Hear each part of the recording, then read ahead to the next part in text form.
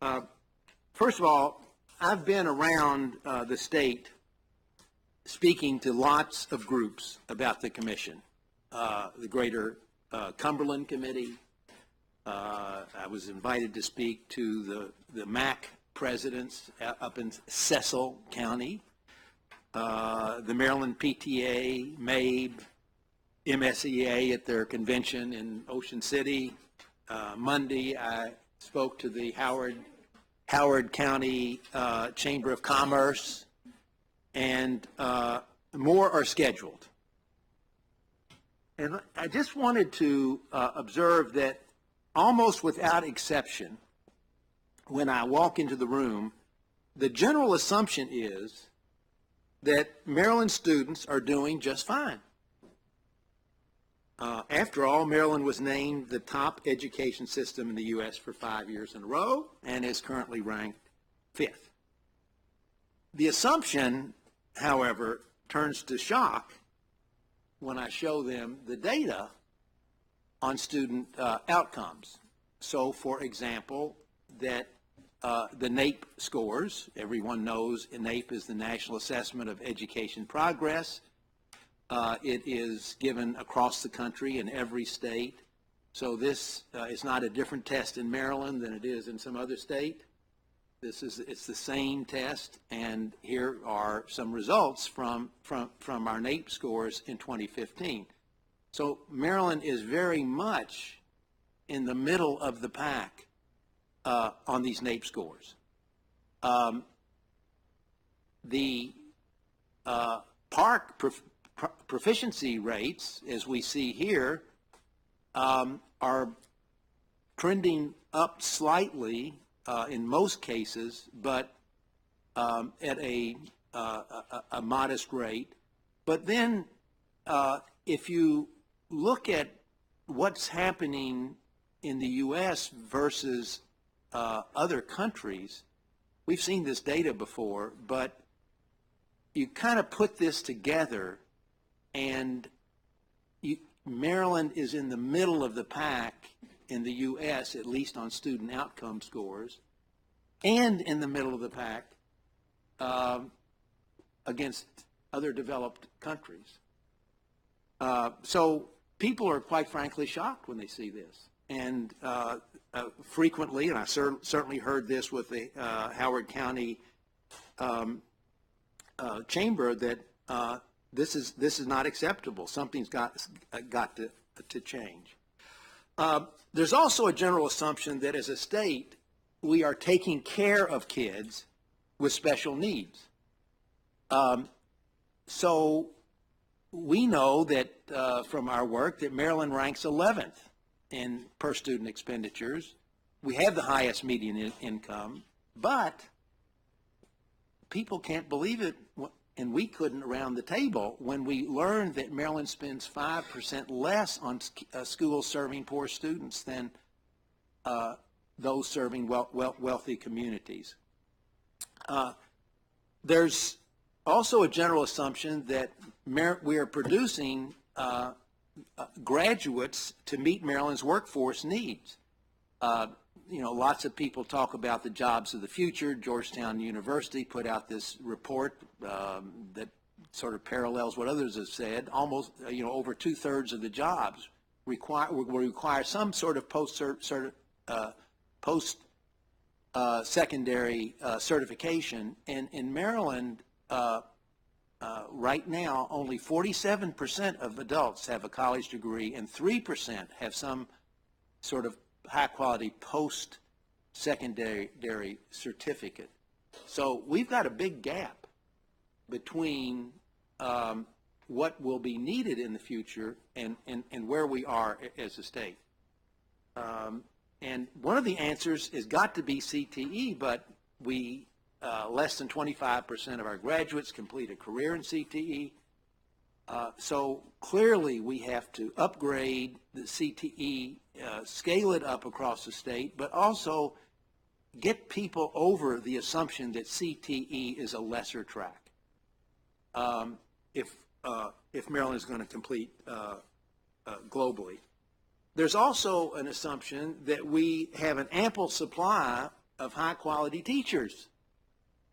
And here's the hires into Maryland schools, and I want you to focus on the red bars. The smallest bar there are newly minted Maryland-prepared teachers.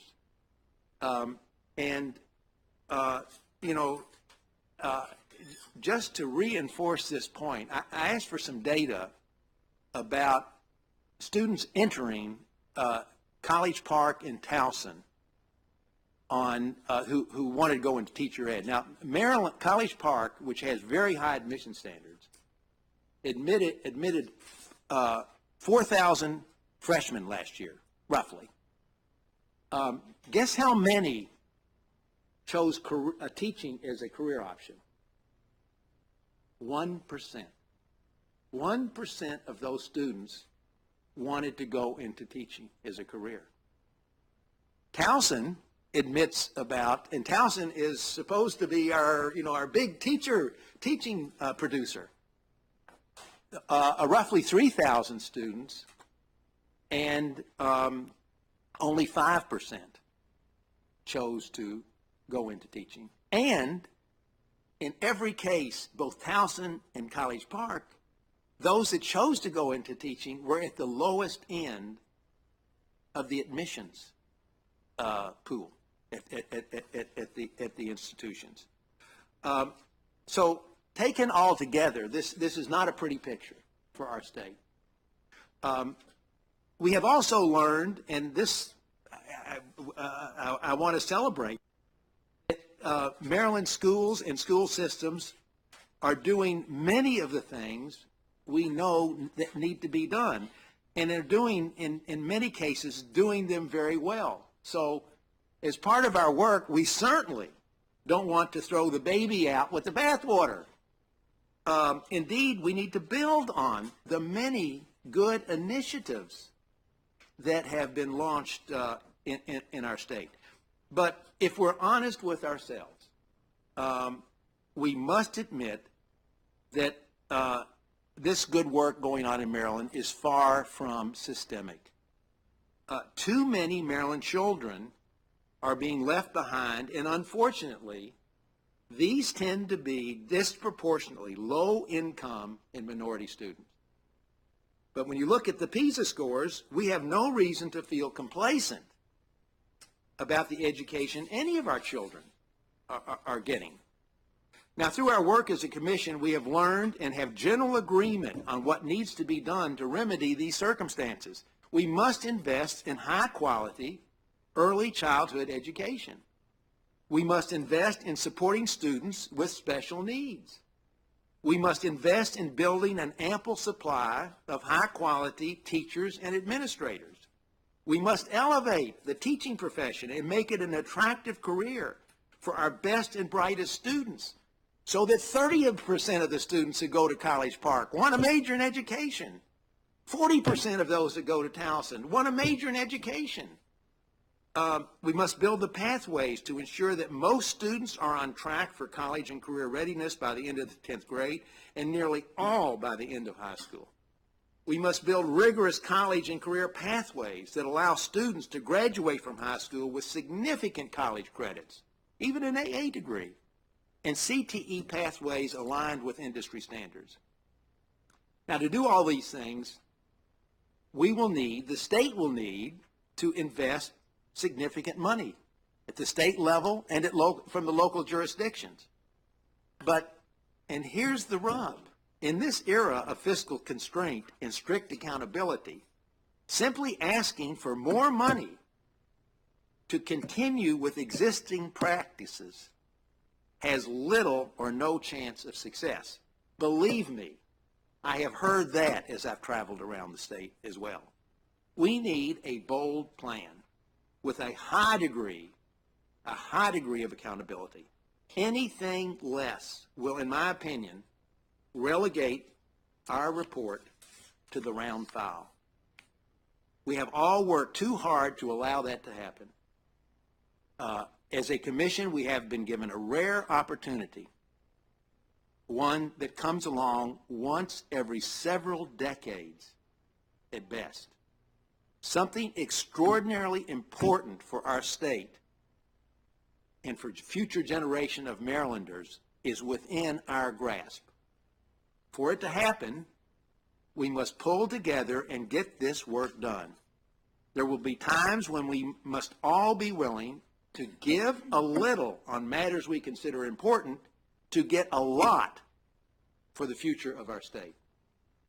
I don't want to be overly dramatic, but as I thought about where we are and what needs to be done for our students and the future of our state, I could not help but recall a quote attributed to JFK.